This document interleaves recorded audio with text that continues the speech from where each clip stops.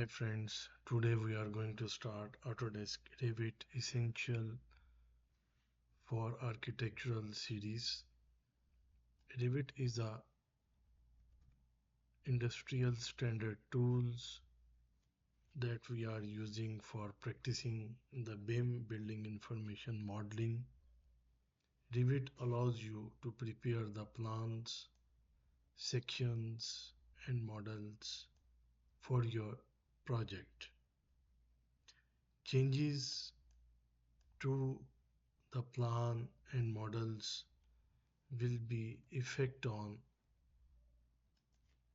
the sections, the schedules, the documentations and the elevations.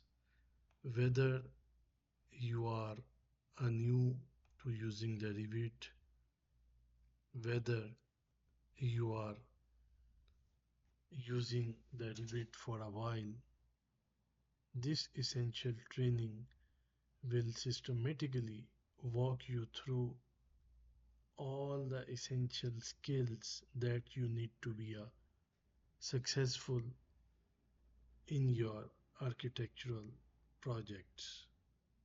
Hopefully, you will learn much more by using this series. Please follow the next lectures. Thank you so much.